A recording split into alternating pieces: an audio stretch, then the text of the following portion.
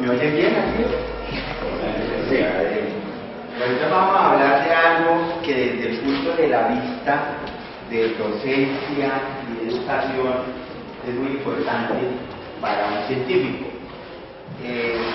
Esto es el producto de un desarrollo en mi vida académica de muchos años que, presionado por una alta carga docente, veía que mi labor investigativa cada vez iba adelgazando y volviéndose prácticamente estéril por la sobrecarga académica, cuando entendí que la misma docencia puede ser insertada en el proceso de investigación y de creación de conocimiento desde su mismo inicio, desde los grados más elementales incluso de la educación universitaria.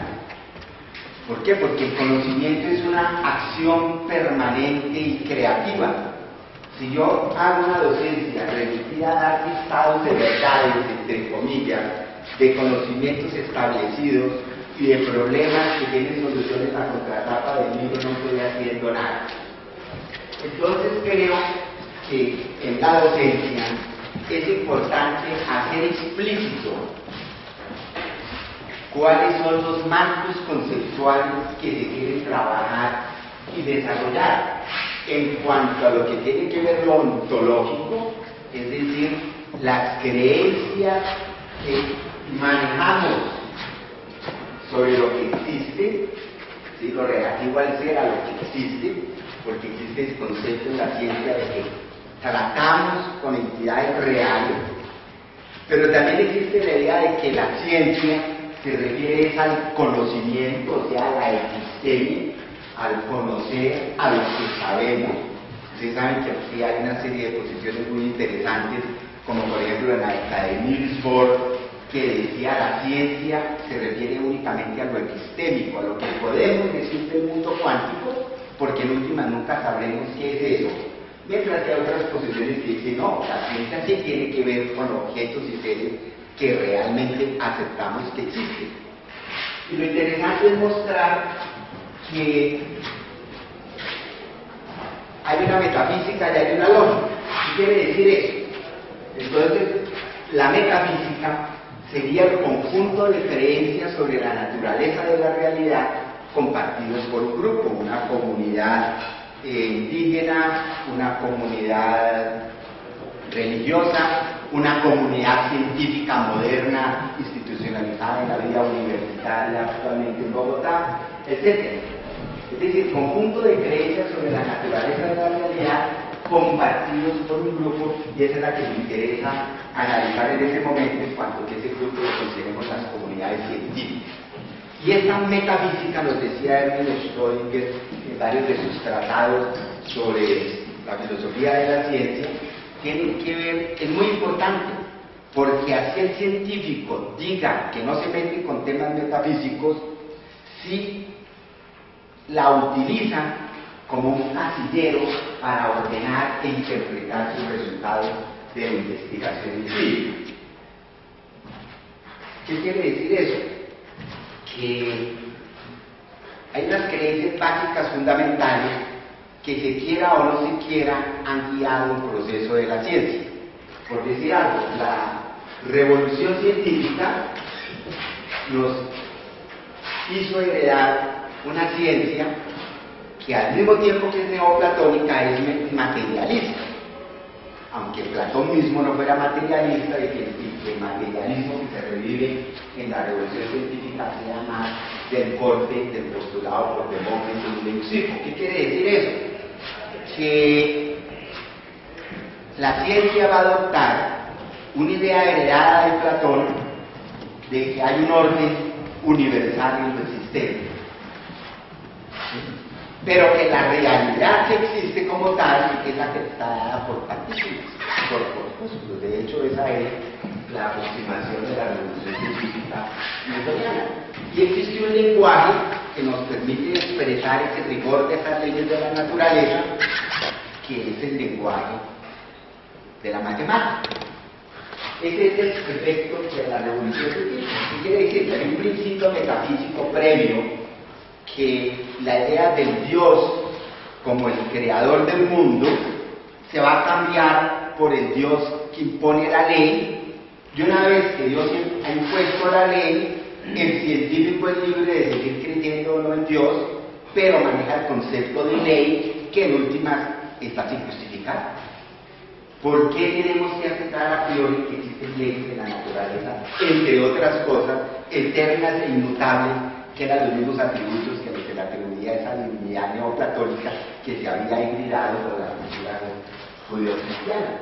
Entonces, el prejuicio metafísico, la ciencia no lo elimina, lo va cambiando, lo va refinando, dice no, hablamos de leyes, punto, pero no me pregunte de dónde salieron las leyes.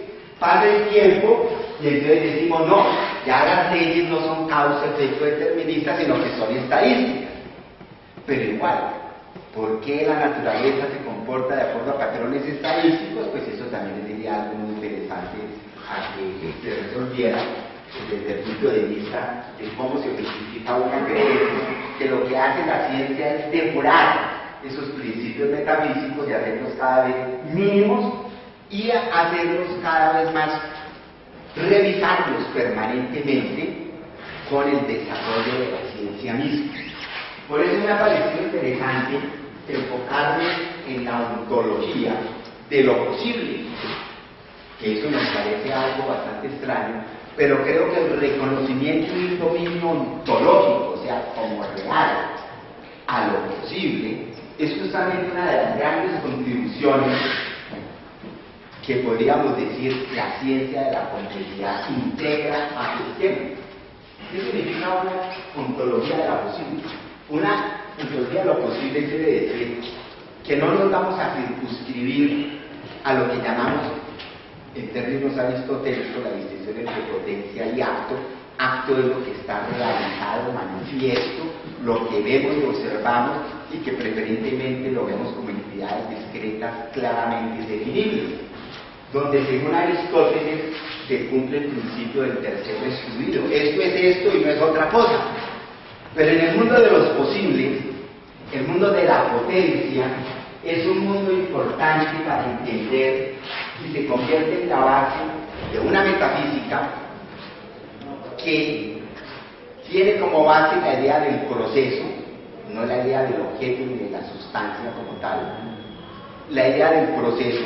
Por lo tanto, y el proceso entendido a gran escala como evolución o a escala de los sistemas particulares como desarrollo u ontogenia, y con un tipo de azar que no es el azar únicamente del lanzamiento de los dados, digamos que como esa es la metáfora que se ha modificado para entender el azar y que era la metáfora que antes rechazó del azar como la de Dios que lanza los dados en cada evento, sino más bien la metáfora de la libre elección que tendría consecuencias ontológicas para ser aceptada.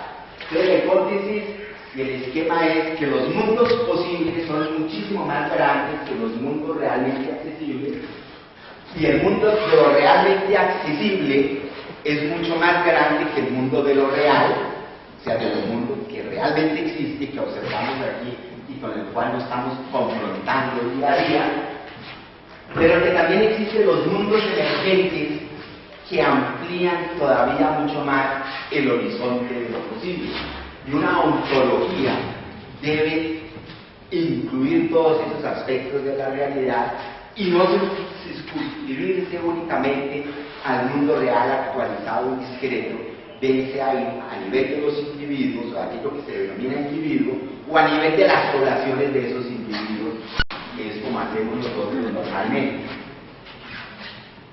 Entonces, en la ontología de lo posible para la ciencia, tendríamos que ver que el nivel fundamental en la descripción de esa realidad no es el átomo, o no es el corpúsculo indivisible que fue lo que se nos propuso y que jugó un papel positivo en el desarrollo del conocimiento en los procesos de la revolución científica con el newtonianismo, pero que hoy en día con el desarrollo de la cuántica por un lado, de la termodinámica por otro y de la biología, se nos hace difícil de sustentar como el fundamento explicativo de nuestras creencias sobre la naturaleza de la realidad. De tal manera que el nivel fundamental sería algo así como un nivel de superposición. La existencia de un continuo, pero no real, ni actualizado, sino real en modo potencial, o sea, posible, virtual, ¿sí? Donde nada preexiste, sino como posibilidad, ¿sí? Un continuo de posibilidades sin restricciones, el caos sin que no haya entidades claramente definibles, sino que algunas se van dando como resultado de ese colapso, ¿sí? Utilizando un lenguaje cuántico, digamos, o en el caso del caos, un proceso de autoorganización que va a generar entidades o procesos que convergen hacia una identificación de un elemento interno, y la interacción, que sería esa tendencia espontánea de esa naturaleza a interactuar. Es decir, el átomo o las entidades como tal como nos fueron definidas en la física y en sus modelaciones iniciales, sufren choques elásticos, pero no verdaderas interacciones como lo proponía la química.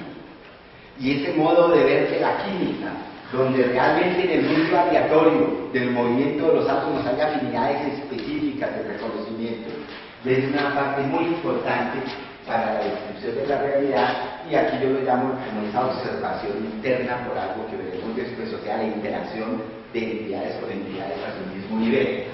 Los mundos posibles en condiciones restrictivas, es decir, ya no en el mundo potencial de partida, de que todo era posible, en condiciones restrictivas dadas,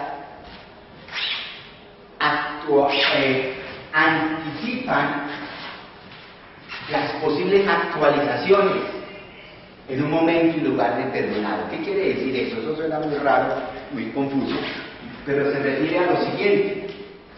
Una vez que hay entidades observables, definibles, con las que la ciencia ha trabajado, las células, las moléculas, los organismos, etc., ellos interactúan entre ellos, esos organismos. Ningún organismo es completamente aislado, la tendencia es por actuar en base. Y en esa interacción se generan redes, de tal manera que la red se convierte en una especie en la red convierte en una serie de seres que llevan una representación interna del mundo con el cual viven. Es decir, eso es lo que Husserl llamaba la cumbre. La representación interna del mundo exterior no es solamente lo que me rodea, el mundo exterior es lo que me rodea, lo que importa es la imagen interna que yo tengo de eso. Y entonces tenemos una red de organismos que ha generado a lo largo de su evolución lo que los físicos llaman un aumento de información mutua, organismo-entorno. Lo que quiere decir es que han desarrollado, o sea, cómo estructurar con su entorno, que significa una imagen interna de ellos mismos.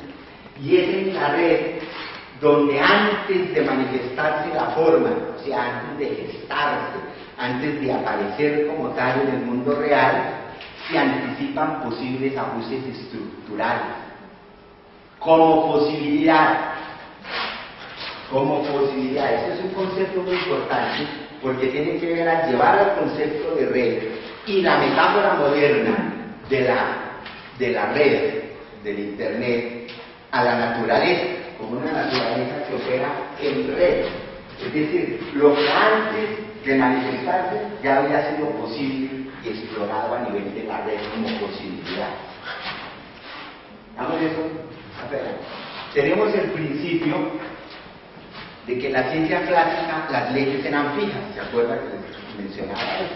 Ahora uno podría decir, las leyes evolucionan, ¿por qué no? ¿Sí? O tal vez no había leyes para empezar, ¿sí? Pero sí existe una tendencia a generar regularidades, ¿sí? Grados de regularidad que nunca serían completamente fijos.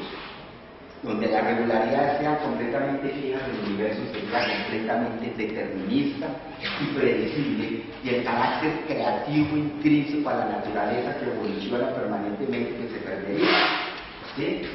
Leyes estadísticas, pero una vez que se definen condiciones de frontera.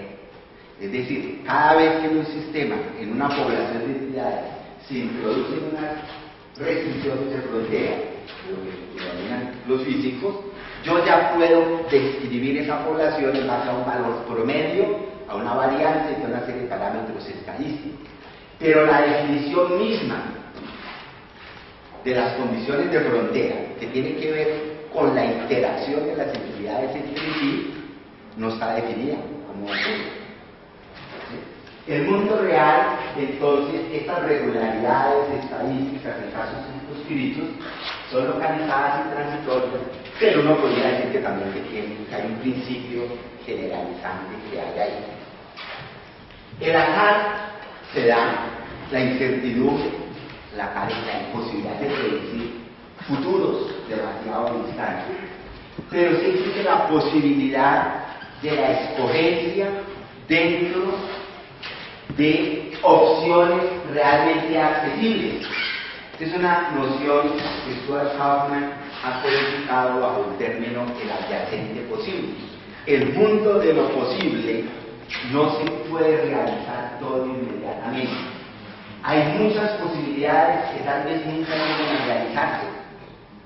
Aunque Borges, en sus cuentos de la eternidad, dice que en un tiempo infinito todas las posibilidades en algún momento se volverán a dar o se darán. En el mundo del tiempo irreversible, muchas cosas van quedando atrás y nunca llegan a actualizarse, nunca llegan a manifestarse.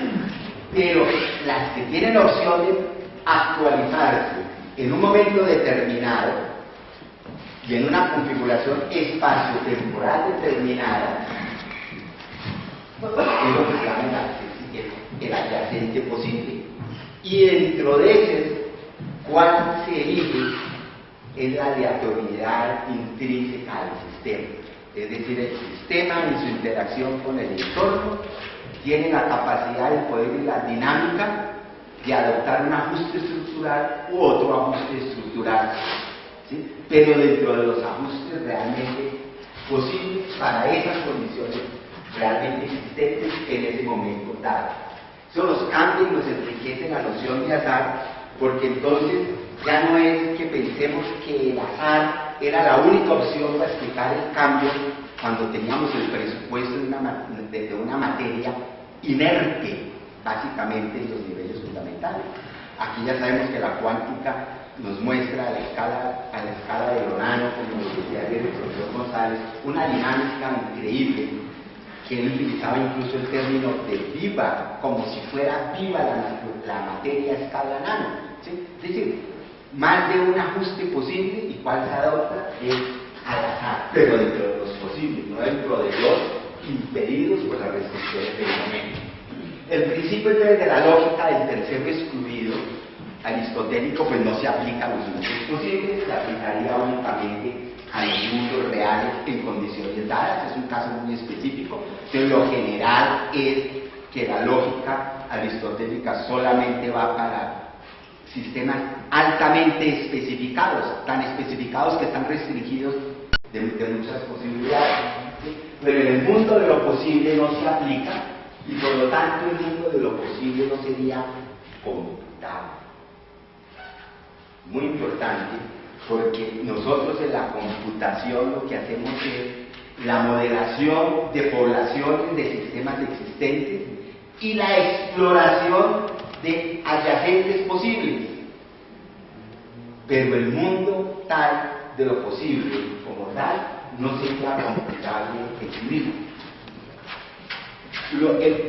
Otro de los puntos de la revolución científica es que en la naturaleza no hay propósitos, no hay tendencias, no hay teleología. La pelea contra la teleología ha sido muy compleja porque la teleología venía contaminada con dos elementos terribles. Uno, su identificación con la teología, y la teología de repente se presenta un poder de la iglesia estatal y político y social que se opone a los poderes emergentes de las clases sociales emergentes de esa época que patrocinaban el desarrollo de los modos de producción, etc. Y por lo tanto, lo teleológico, confundido con lo teológico, pues tenía una connotación negativa. Y segundo, porque la teleología se interpretaba como la prescripción de antemano de un fin, o sea, un determinismo. Aquí lo que se aboga sería en esa construcción es una teleología, como decía Kant, buena, sana, no la teleología del dogmatismo predeterminista. ¿Qué significa eso? Que hay tendencias, pero tendencias a muy amplia escala. Por ejemplo, al aumento de la información actualizada, de las formas y de las estructuras. Es decir, la naturaleza comenzó con poca diversidad de seres, con bajos grados de especificación. Es decir, yo necesitaría menos adjetivos para especificar un átomo, tal vez, que para especificar una molécula. Y necesito más adjetivos para especificar una célula que para especificar una molécula. Y necesito más adjetivos para especificar un cerebro humano que un cerebro de lombriz o que un ganglio neuronal de lombriz, de mayores grados de especificación, de diversificación. En eso crece la naturaleza, ha crecido. Que tenga que ser la línea que conocemos porque es la que se ha dado, no. Esa era una de las muchas posibles. Esa es la que estamos viviendo. Y diversidad de seres. La diversidad de seres ha crecido. De tal manera que esa tendencia general puede existir. Ahí nos está diciendo que el camino para llegar a eso tenga que ser tal y tal. Eso sí sería una visión determinista. Hay muchas ramas que van a muchos caminos que aumentan la divergencia y que aumentan la especificación de las entidades o sistemas que han emergido. De tal manera que eso no es determinismo claro. También se podría hablar entonces que no solamente aumenta esa información que se actualiza en los objetos y seres que tienen forma, o sea, las cosas, los sistemas organizados o los sistemas que llevan la información, sino también aumenta el mundo de lo posible. Eso es otra cosa increíble, aumentar el mundo de lo posible. Es decir, muchas cosas cada vez quedan más cosas sin realizarse, pero cada vez hay mayor potencial a realizar. Entre mayor sea la diversidad de los sistemas existentes en una situación espaciotemporal definida, más posibilidades de generar nuevas híbridos y fusiones e interacciones entre ellos que me den cosas completamente diferentes. ¿Sí? Es decir, en los años 70 uno no oía hablar del rock islámico.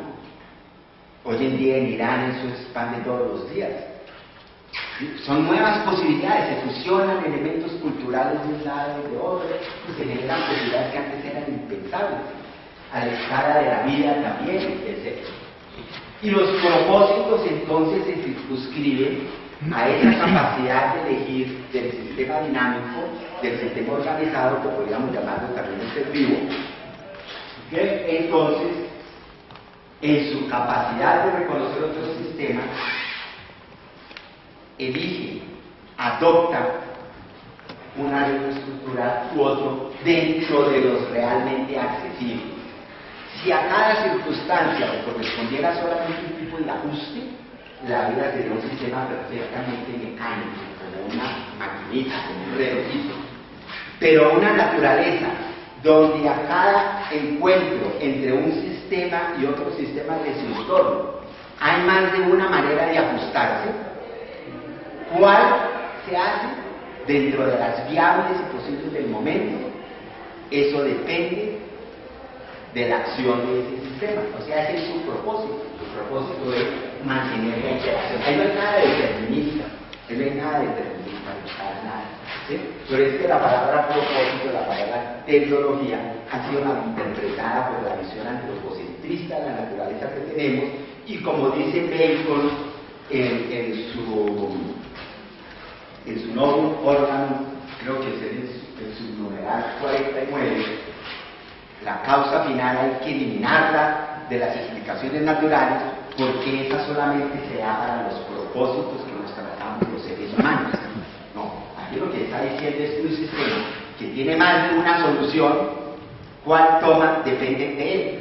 Maxwell lo decía en su lenguaje, eso era lo que yo les comentaba de la charla de Lula, depende del capricho del demonio. ¿Sí? O sea, de su realidad, es otra manera más rica de ver el mundo. La realidad entonces supera eso, se manifiesta en diferentes niveles. Es decir, la realidad no es solamente el mundo subatómico, también es el mundo atómico, también es el mundo de los animales, de los insectos, de los microbios, de las bacterias, pero también es el mundo de los humanos, de su tecnología, etc.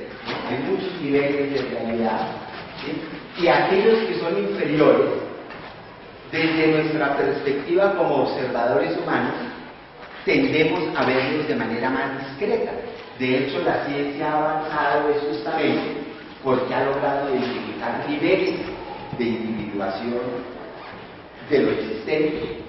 Es decir, por ejemplo, Canguilhem nos muestra que con la adopción de la ley atómica de Newton, ya rápidamente los biólogos generó toda una corriente de decir, ¿será que existe una unidad mínima de vida?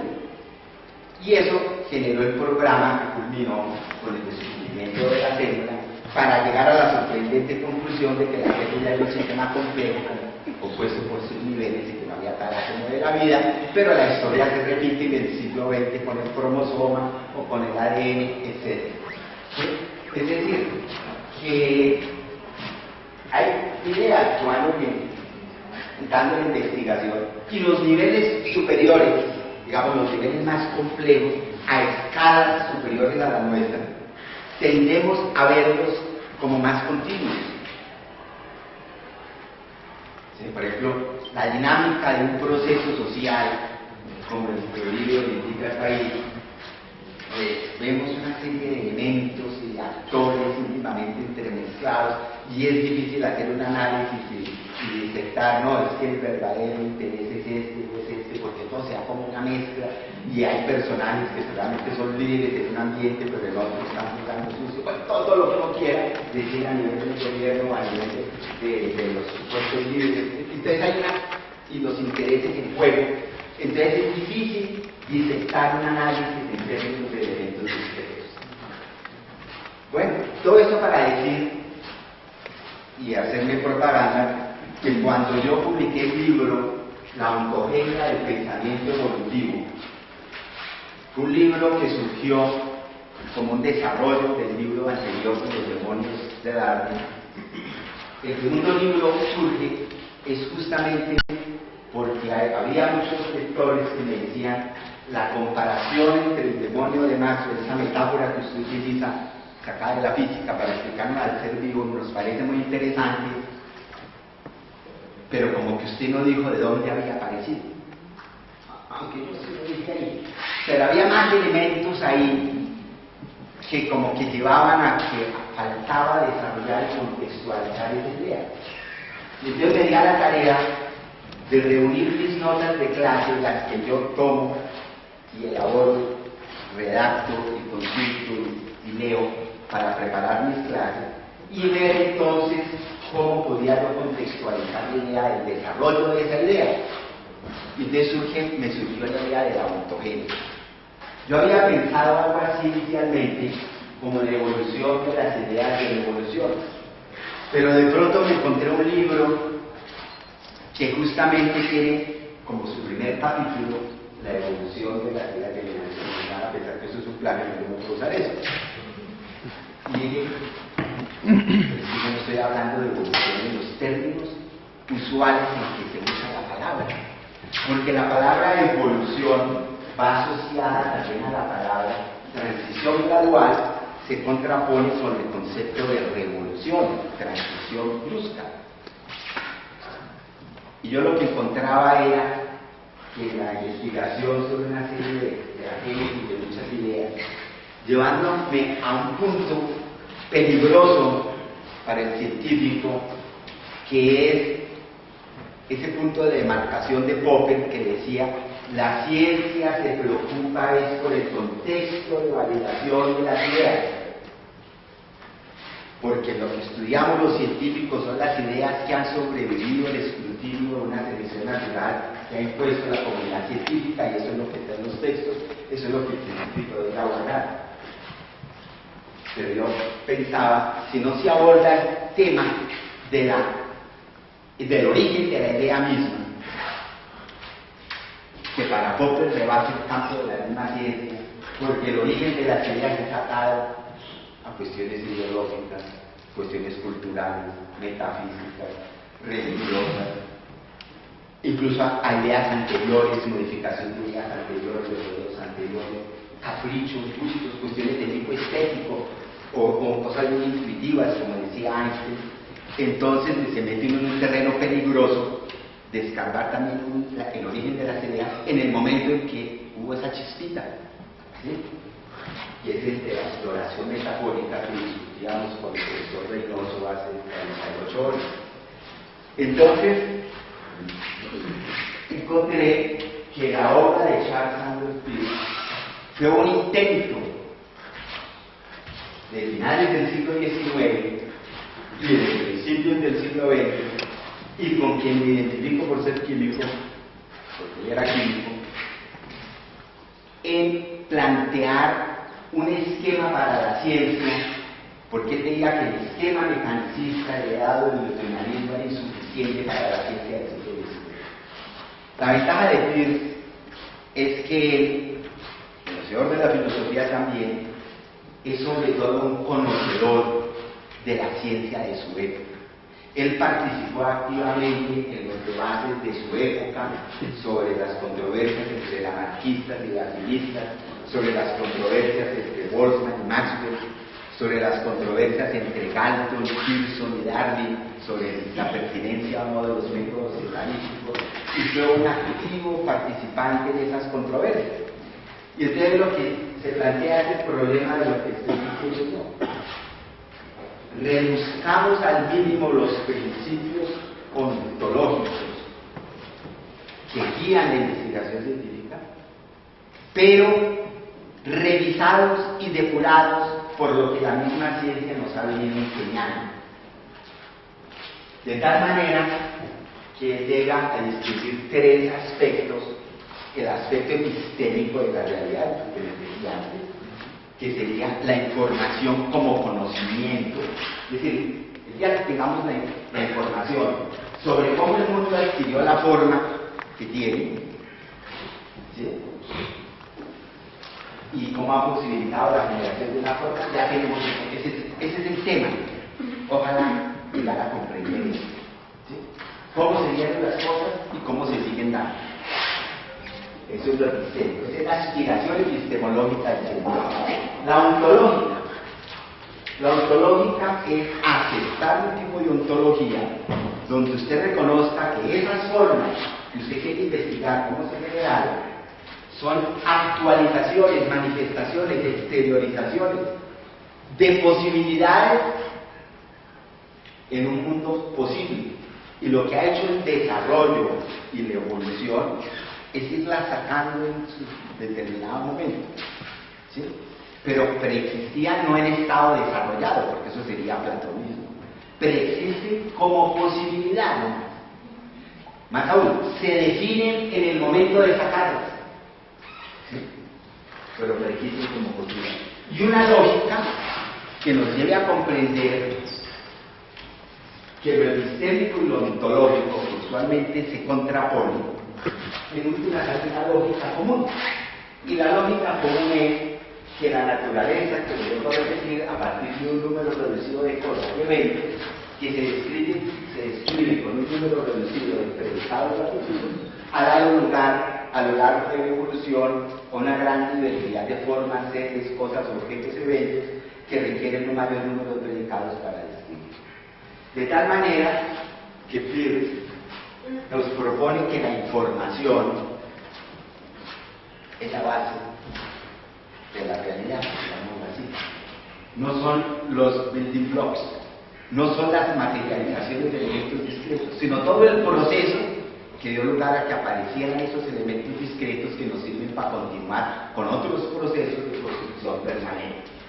La información en escala global aumenta, dada por la conexión existente entre la potencia y el acto, mediada por una red compleja de interacción de signos de concepto semiótico, pero el signo se refiere a que cada sistema que interactúa con otro, en su interacción con otros, se ha ajustado estructuralmente para mantener el estado de la interacción, y ese ajuste se puede interpretar como una representación interna del mundo externo.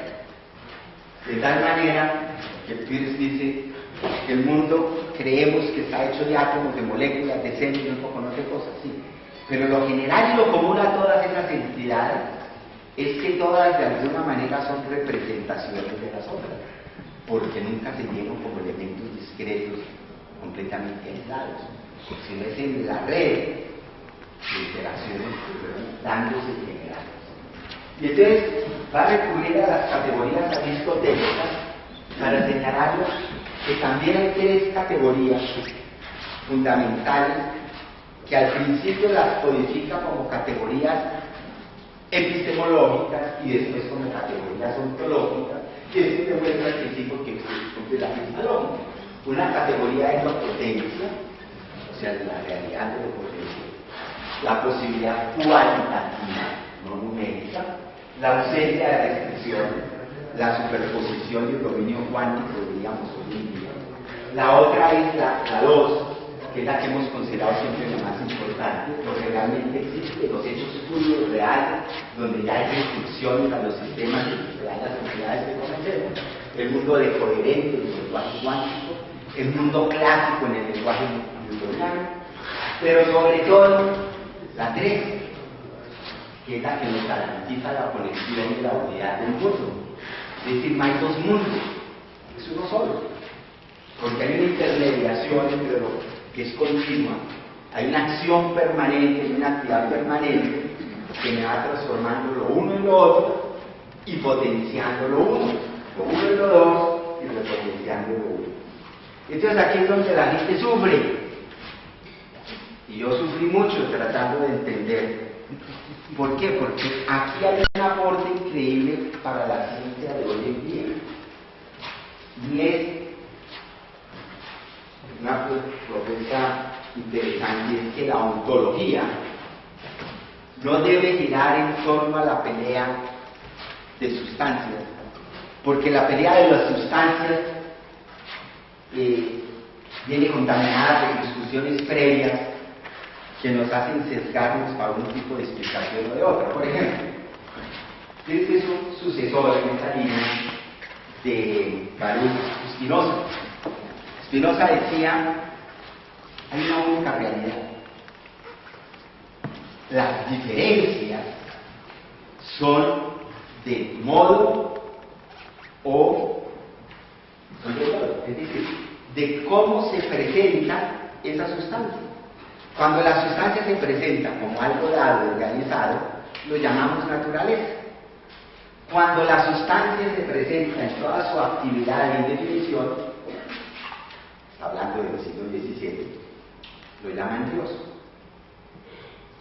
Y entonces eso, posteriormente, contemporáneo de Spinoza, en un debate muy fuerte, Descartes lleva esa unidad de sustancia a decir, no, entonces hay dos sustancias. La una es la materia, que ocupa un lugar en el espacio, y la otra es la mente, que en últimas es un reflejo o una expresión de esa mente divina, y hay dos sustancias. Y la pelea de las dos sustancias nos llevó a cuál era la que predominaba, la una o la otra. Entonces todo el mundo, después en la ciencia moderna, dice, no, yo no soy dualista cartesiano, yo soy monista. Pero es que hay unos monistas que son idealistas, porque para ellos la verdadera sustancia es la mente, y otros monistas que dicen que no, la verdadera sustancia es la materia, y entonces dicen cosas antagónicas, y ambos dicen que solamente favorece la sustancia, y otros, que en este sentido sería más honesto, dicen hay dos, pero no sabemos cómo interactúan, y entonces dice, acabemos ese cuento de las sustancias, porque no hay sustancia. Sustancia es aquello que es sujeto de darle calificativos. Pero como no sabemos qué es, pues digamos que no la definamos. Definamos más bien posibles grupos de atributos a esa sustancia. Y por eso su lenguaje es un lenguaje basado en adjetivos. Y como si me ponen a hablar qué adjetivo que yo doy a la sustancia es prioritario a otro, entonces utilicemos los términos primero, segundo y tercero, pero como adjetivos. Entonces uno utiliza una serie de términos, que lo primero sería la primeridad como primeridad, o sea, lo que es primero, pero realmente, lo que sería realmente la base de todo. La potencialidad sin restricciones. O sea, lo primero no es una cosa que conozcamos, porque alguien podría decir, no, pero eso está loco. El bosón de Higgs fue lo primero. Sí, para algunos puede ser lo primero. O otra partícula. Pero seguramente vendrán más altas energías, ya descomponen. No sabemos cuál es lo primero, no sabemos. Pero sí sabemos que aquello, si es que un primero o lo que sea primero, es una potencialidad sin restricción. Lo segundo es lo que existe. Lo que llamamos que existe para el realista ingenuo, para el materialista, para el científico convencional, no para el complejólogo, porque el complejólogo debería incluir todos estos niveles de realidad como uno solo. Entonces, es lo que existe, es decir, las actualizaciones concretas, tal célula, tal microorganismo, tal partícula, tal molécula, ¿sí? Y determinar que esa también existe. Aquí ya no se trata de negar que eso no exista, se trata de aceptar que existe y existe como parte de un proceso. ¿Sí? Pero es una de las categorías de la realidad. La tercera categoría es, digamos, la 3.1 primero. La 3.1 es la llama terceridad como primeridad. Uy, escuchar así se nos confundió la cosa. ¿Qué significa? Que los elementos discretos de la naturaleza, que eran los dos yo, en realidad presentan un comportamiento poblacional. Y bajo condiciones restrictivas sacamos variables y promedios. Y cuando yo saco varianzas, y promedios, o sea, juego con las campanas de distribución estadística, cualquiera que sea ella, estoy considerando a través del promedio la idea de que había una ley, porque es la regularidad. Pero a través de la dispersión estoy contemplando un tipo de azar a escala de la distribución de los eventos individuales. Y entonces por eso se llama 3.1. Las distribuciones estadísticas de las actualizaciones de las poblaciones que conocemos, y que ese es el método de la termodinámica, y que ese es el método de la mecánica estadística, y que en biología se convirtió en el método duro de la genética de poblaciones y del darwinismo, pues es muy importante. La ciencia no puede basarse únicamente en la descripción de organismos y las dinámicas de poblaciones y sacar todas esas ecuaciones tan complejas que sacaron Fisher y Seymour. Eso es parte de la realidad. Entonces la 3.2, ¿qué es? La 3.2 es ver que en ese mundo de seres que existen y que estamos aquí todos representados en un subgrupo de ellos, a pesar de que somos individuos independientes, por el hecho de compartir una herencia biológica, una herencia cultural, una coexistencia en este espacio y tiempo concreto de esta época que nos tocó vivir en Bogotá, por ejemplo, pues compartimos una serie de códigos comunes, que es lo que se expresa en nuestras conversaciones, en nuestras interacciones, pero que solamente se manifiesta cuando hay una acción que resulta consecuencia de ello. Pero de hecho todo lo que está pasando, ¿no? Es decir, los fenómenos se manifiestan después de que muchas posibilidades se han explorado a nivel de lo social, de lo cultural, etc. Por ejemplo, la literatura nos hace explorar mundos posibles y eventualmente utopías que podemos luchar para que sean realidad. ¿Por qué no? En lo social eso es algo muy importante, y por eso el arte, la literatura, los grafiteros que son víctimas de la represión oficial, porque imaginan mundos posibles, ¿sí? Y el mundo posible, cuando hace parte del imaginario colectivo, algún día puede expresarse en una acción tremenda. Es esa idea, entonces, de que hay posibilidades reales dadas las condiciones y restricciones existentes. Es decir, en una red microbiana. Una red microbiana, los organismos, las posibilidades de ajustes metabólicos a nivel de la red microbiana y los llamados biofilms son inmensamente grandes a los que se consideraban anteriormente y sobrepasan a lo que los investigadores habían imaginado del comportamiento de las bacterias aisladas en caja de Petri. ¿Sí? Entonces hay un mundo de posibilidades. Y estos mundos, también existe uno de segundidad como primeridad. Es decir, el caso, algo que por un lado es muy determinado, ese mundo, y algo que por otro lado es indeterminado. El paso de lo uno a lo otro, que es esa elección de posibilidades, ¿sí? No sigue una ley completamente determinista, pero hay una incertidumbre ahí. Y la terceridad como terceridad es esa tendencia a recoger y a integrar. Es decir, a medida que aumenta la diversidad de seres en todos los niveles, multiniveles de la realidad, de todas maneras la interacción entre ellos, dentro del mismo nivel o entre los niveles adyacentes o en otros, genera una red, un mundo de posibilidades inexistentes. Entonces, cuando hablan de las posibilidades a futuro con las nuevas tecnologías, eso es completamente cierto. Son tantas las posibilidades que ni siquiera las podemos anticipar. Algunas tal vez han sido exploradas en la ciencia ficción, otras no. Y algunas algún día serán realidad, otras tal vez no. Y a nivel de lo biológico también, etc. Entonces, esa emergencia de cosas nuevas, pero también de posibilidades nuevas, es lo importante. En el esquema de Peirce, esto lo representa entonces como el signo, que es esa relación irreducible de tres elementos: objetos, O, R, sistemas de representación, y I, interpretantes. Y ahí esa palabra nos mete problemas.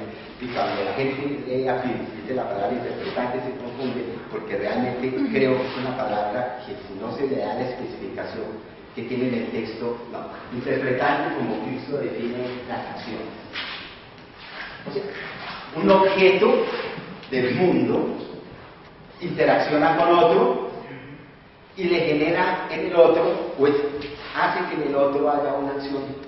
Eso es todo, una acción. Las acciones sobre el mundo son consecuencia de la interacción entre objetos. Entonces, objeto es cuando yo lo miro como el que me causa el impacto a mí. R, el sistema de representación, es el signo. Signo puede ser la célula, puede ser el organismo, la molécula, puede ser Pepito Pérez, puede ser cualquier otra entidad que actúa influenciada también por la interacción previa con otros. Y son las acciones en general, distintos tipos de acciones según sea el nivel que se estudie. Entonces podríamos, en esa lógica, ese universo tiene dos ámbitos, interno y externo, pero también es para decir que la realidad es, en esa complejidad tiene esas exterioridades que medimos, pero también esas potencialidades inherentes al sistema. Pero también cada uno, externo y interno, lo podemos subdividir en cómo la queramos abordar. Si como un individuo, porque como lo estudiamos, lo que hace la ciencia, aislar y estudiar, o como una población, porque también la ciencia estudia poblaciones. Entonces, por ejemplo, y lo mismo en la dimensión externa, se la analizamos a nivel del individuo y de lo poblacional. Y eso nos lleva a cuatro modos bueno, en realidad son seis, los seis que dijimos antes, como un espacio, un ámbito de la realidad, digámoslo así, de la realidad virtual y de la realidad real, digámoslo así, de la realidad actual. Lo interno, a nivel individual, lo interno a nivel del grupo de la población, lo externo a nivel local individual, esto es lo que la ciencia se ha dedicado. Principalmente, gracias a eso, después pudimos entrever que estos ámbitos también eran posibles. Si eso no es una desgracia, pues que la revolución haya sido newtoniana y que la revolución haya sido neoplatónica y materialista, clásica, no, eso no es ninguna desgracia. Ese era el punto que se pasó. La ciencia pasó de concentrarse en estos niveles de identificación de entidades claramente trabajadas, trabajables, etc., en lo biológico, los fenómenos discretos, la herencia, mente, todo ese tipo de cosas, todas las cosas que resultan de un proceso pasado, hacia las poblaciones. Eso es lo que es el problema, ¿no? La selección natural, por ejemplo, es muy importante, tiene que ver con el estudio poblacional y social, pero eso es una apertura a posibilidades futuras. Eso ya nos remite de que esto existe porque también estaba esto, es decir, los sistemas vivos por ejemplo comparten códigos, y no solamente códigos genéticos, hay más códigos de señales cada vez más complejos. Los tratados de biología celular de hoy en día son tal vez los tratados empíricos de semiótica más detallados que puedan existir. Hablan de señales, de signos, de transmisores, de traductores, de interpretantes, de acompañantes, toda una terminología que uno dice, el mundo físico es un mundo de qué, de traductores, porque habla de traducción, y los libros de biología celular son la semiótica naturalizada más detallada que hay en el día. Pero aquí todo es donde se cocinan las tendencias futuras, es decir, los futuros realmente accesibles.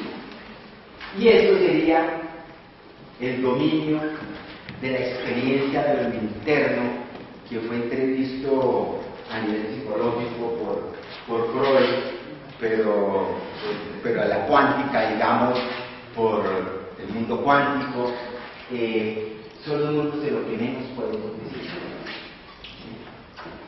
La superposición, la posibilidad. Pero lo que sí damos es que el mundo cambia, es porque era posible el cambio. ¿Sí? Y que al elegir un ajuste se dejó otro. Y puede ser que ese ajuste después por selección natural haya resultado infructuoso. ¿Sí? Pero puede ser que otros individuos de esa población hubieran hecho el otro ajuste, hubieran sobrevivido. Entonces el esquema de la evolución ramificante darwiniana pues sigue siendo válido para ver qué ha pasado con las formas que se han dado y que han perecido. Pero ya entender la realidad de su conjunto existe también, valorarla en toda esa dimensionalidad. Entonces, bueno, y el mundo de lo uno y de lo otro se conectan la selección. Es decir, el mundo no está hecho de partículas muertas. No, el mundo está hecho de entidades que cualquiera que sea, no es completamente discreta y no es completamente estática ni muerta. Y que elige. Suena muy antropocéntrico, profesor Andrade, eso ya me lo han criticado todas partes. Pero esa es la base de la visión del azar y de la reflexión que se impone a la ciencia hoy en día. ¿Sí? Darle un espacio real a la libertad. A nosotros la autoridad de los sistemas científicos deterministas, hegemónicos, y de los sistemas religiosos hegemónicos nos hacen ver abrumados por un orden que no podemos cuestionar. Cualquier cosa que usted haga que no le gusta, pues está loco. No, sale el orden. Yo creo que el ejercicio de la libertad que es posible en lo humano, en el libre albedrío, y que tiene una raíz ontológica, es el que la naturaleza misma tiene ese juego y ese espacio de libertad, de escoger entre opciones reales.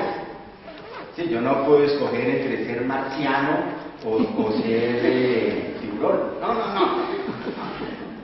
Pero yo en un momento de mi vida sí pude escoger cuál era el perfil profesional que más o menos podía darme, ¿sí? Y acomodarme a las circunstancias, como lo hice, que sobrecargado dictando cursos repetitivos me tocó hacer todo un cambio que me abrió horizontes, posibilidades de publicación, de interacción con varios auditorios y de creación de conocimiento y publicación de libros, dictando cursos regulares de pregrado y de posgrado. ¿Sí? Porque de eso no hay el ajuste, buscar la dimensión de la exploración del posible. Entonces, pero de posible en conjunción con lo que la ciencia plantea. Este diagrama es el que me encanta porque aquí veo resumida todo ese esquema que les acababa de decir. Mundos discretos, aparentemente muertos y estáticos y mecánicos, ¿sí? Asociados a mundos de forma viva, ¿sí?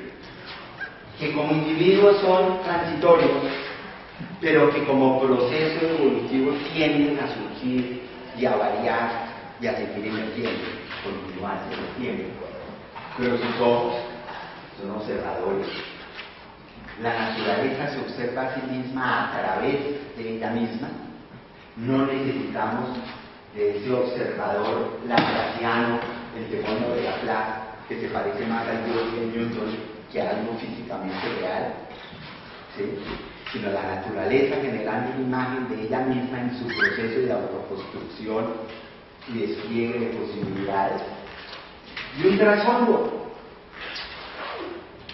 que por ser negro no podemos ver todo lo que hay ahí, pero es que toda esa red de interacciones que hay ahí que median entre una realidad externa discreta y una potencialidad interna que se exterioriza en sistemas dinámicos, uno de los cuales llamamos vida. Entonces aquí ya no hay la pelea de que qué fue primero, la mente, la materia, la vida. No, porque la discusión no era sobre sustancia. La discusión no era sobre sustancia. ¿Sí? Porque todavía si la planteamos en términos de sustancia, pues viene todo el problema de la vida cuando se tiene. No, la vida como sistema discreto, organizado, mínimo que conocemos, llamado célula o virus, apareció probablemente en la Tierra hace 4.000 millones de años. Punto, no hay problema. Pero el proceso generativo de autoorganización de la naturaleza, de la materia, que dio lugar a unos sistemas que aquí en la Tierra a unos seres vivos, unos llamados humanos, les dio por llamar vida, pues eso sí tuvo una fecha definida, porque corresponde al mundo de actualizaciones de lo posible. Pero el proceso estaba desde el principio. Y por eso es que esas metáforas de hoy en día no solamente estamos, como discutíamos en la charla del profesor René, la ciencia no solamente está en la etapa de avanzar en la formalización de modelos cada vez más sofisticados. Eso hay que hacerlo. Eso hay que hacerlo. Y cada vez más, ¿verdad? Como con máquinas, ¿sí? Pero la ciencia también, igualmente, debe abordar la investigación de la búsqueda exploratoria de mundos posibles. Eso es lo que se llama en ciencia la búsqueda de las metáforas adecuadas. Era lo que Plinth denominaba la verdadera creatividad. Y con esto quiero terminar. ¿Sí? ¿Por qué? Porque nosotros estamos preocupados por la enseñanza, la docencia. Realmente queremos llenar a nuestros estudiantes de listados de verdades definidas de los mundos actuales. Y el mundo de lo posible se lo dejamos solamente a los niños en los primeros años de su vida, donde se desarrollan alrededor del juego. Pero de un momento a otro les cambiamos el cuento y la escuela se nos convierte en una batalla que para mantener el orden en el aula es terrible. Porque yo donde forzo restricción ya creo institucionalmente un problema de disciplina inherente al modelo mismo educativo. Entonces, yo propondría que la educación lo que tiene que hacernos es permitir explorar más el mundo de las posibilidades. Profesor, acuérdese que Newton dijo hipótesis non fingo. Pero eso fue Newton. ¿Por qué? porque él había coqueteado con una gran cantidad de hipótesis, que son cosas de las que por el casualidad han investido. Por ejemplo, incluso Newton mismo jugó con la hipótesis, esta es la imagen del mundo autogenerativo de Botticelli, cuando nos muestra que la vida surge por el esperma de Urano, que fue cortado por su hijo Zeus, cuando quiso a petición de Rea. Después de generar muchos, se los come. Es la idea de la vida y de la impermanencia. Y entonces, por ejemplo, la metáfora que yo adopto en el libro es esta. Este es un grabado del siglo XVII, donde se reconstruye lo que Aristóteles describió sobre la ontogenia del huevo de gallina. Entonces el autor dice que, recogiendo los textos aristotélicos, los esquemas que hizo y sobre todo las descripciones detalladas de hoy en día, ese es el esquema que se ha adoptado. ¿Por qué? Porque la ontogenia permite entenderla hoy en día a nivel celular como creciente diferenciación, creciente autonomía a nivel de lo local, pero al mismo tiempo creciente integración de los elementos que se han sido presentados, tanto que uno dice que el organismo también es una unidad y que la serie original lo era. Y estoy hablando, por ejemplo, de Newton. Ya, la revolución científica era esto. Es el orden de las catedrales, el orden divino. El inquisidor y el acusado por la Inquisición comparten la misma idea del orden absoluto del universo dado por Dios. Lo que pasa es que uno tiene la consecuencia de eso de uno es que eso sirve para respaldar el poder de la Iglesia, y la conclusión que saca el otro es que eso sirve para generar espíritus libres que puedan realmente investigar la naturaleza. Y cuando se comparte un mismo presupuesto general, la pelea es encarnizada, porque entonces la pelea es una pelea de verdad, es una pelea por poder. Y eso es lo que se dio la idea de Nervo. Pero la idea, mire, en la construcción de las catedrales europeas, lo que dice Rafael, tenemos otra vez la ciencia griega y todos los árboles griegos ahí puestos como si hubieran coexistido entre ellos, están ahí. O por ejemplo, en el hospicio de la Biblioteca del Congreso de Washington en Estados Unidos, donde ya no está la versión cristiana de la revolución científica, pero sí la versión masónica. Pero es la misma. El orden celeste, ¿sí? Una armonía perfecta, y aquí tenemos entonces, contemplando ese orden celeste, Tycho Brahe, Ptolomeo, San Agustín, Copérnico, Galileo, etc. Es eso lo que la revolución científica es realmente superar. La revolución científica hasta ahora se está dando. Del mundo autogenerativo pasamos a esto en el Renacimiento. Y entonces, hoy en día cambiamos a esto. O no lo mencionamos, o lo quitamos, o lo decimos que es el Spaghetti Monster. Que hay en Spaghetti Monster como hacemos visto en Internet. ¿Sí? Pero no importa, podría no existir. Pero el científico se suscriben al concepto de la ley. Entonces, ¿cómo se autogeneró todo? Y de la ley de hoy apareció este esquema, hasta ahora aparece con la idea de autoorganización. Y nos separamos del mundo, de la revolución científica, con el nacimiento de la perspectiva. Y esto es para decir que por qué Newton decía yo no planteo hipótesis. Porque Newton había planteado hipótesis hasta el cansancio. Y cuando ya tiene un modelo con el que trabajar, pues dice ya abandono eso y yo me dedico a medir las fuerzas. ¿Sí?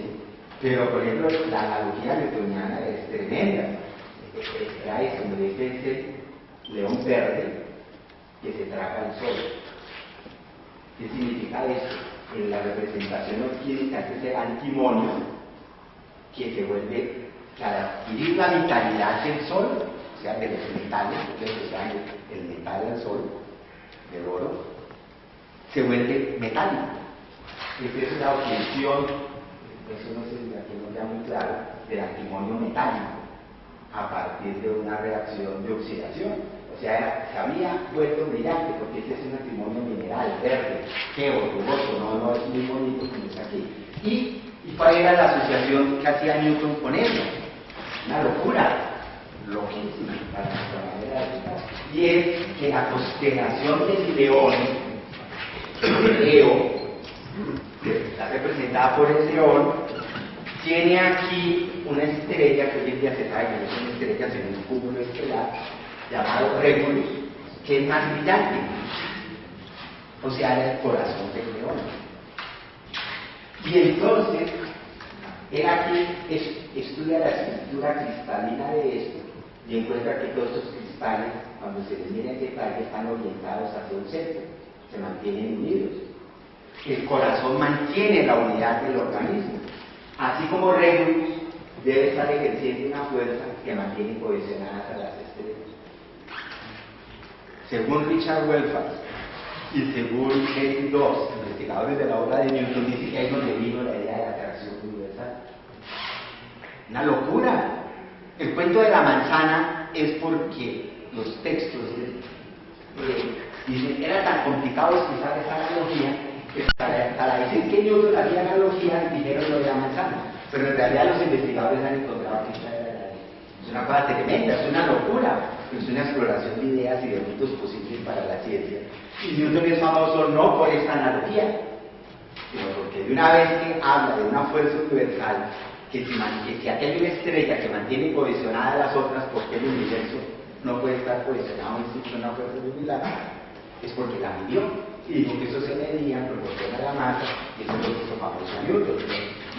No su analogía, pero la génesis del conocimiento estuvo ahí. ¿Sí? Entonces, esas son las cosas que hay que explorar. ¿Sí? La generación de las ideas. Por ejemplo, ¿cómo se depuran los presupuestos metafísicos? Según Platón,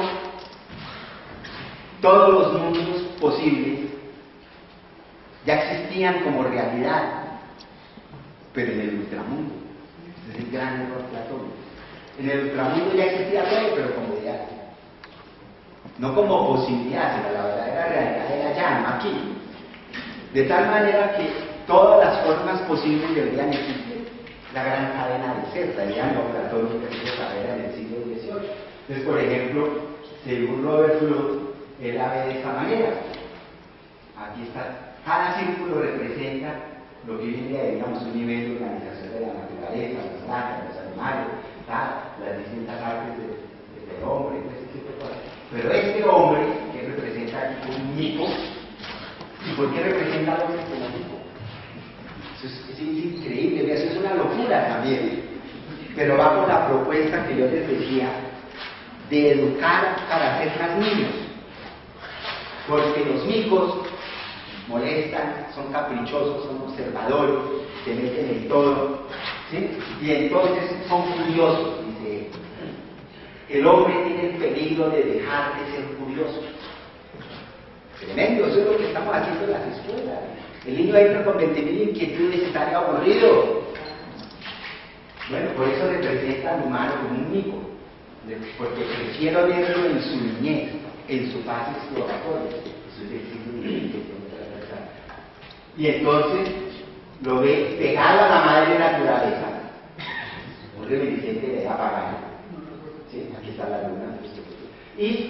Pero la madre naturaleza supeditada a un Dios abstracto que pronuncia la palabra original, digamos, y que la explica y sustenta todo por esta cadena, o sea, la gran cadena del ser. ¿Sí? Y entonces, ¿qué hace un biólogo llamado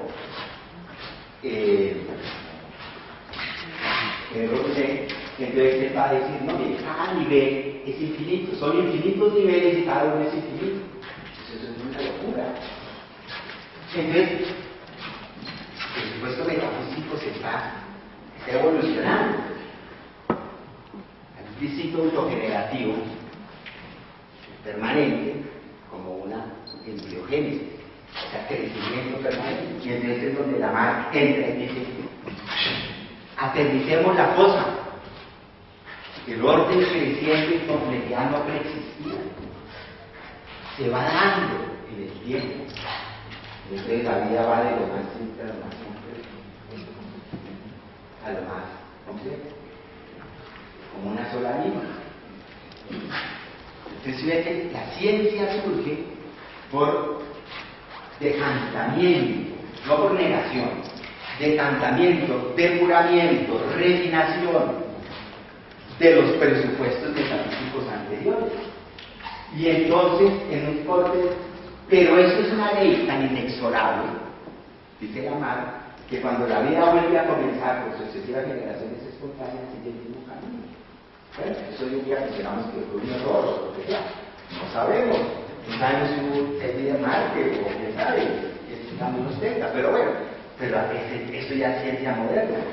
Y el mismo Lamarck, más avanzado, porque es un verdadero científico, revisa su presupuesto anterior, que ya hacía parte de su creencia sobre la naturaleza, ese aumento de complejidad de modernidad, y dice, no señores, y para 1809, hace 200 años, lo está presentando como posible ramificación. O sea, le dejó todo el terreno del parado. ¿Sí? Darle lo que hace profundizar sobre el modelo de la evolución como ramificación y ancestro común. Entonces, lo que quiero decir es que la ciencia avanza exponencial, ¿sí? Nunca se elimina eso, pero hoy en día, entonces, la exploración de metáforas es igualmente válida como el avanzar y la formalización con los elementos que tenemos, que nos van a hacer accesibles posibilidades inexistentes a todo nivel. Muchas gracias.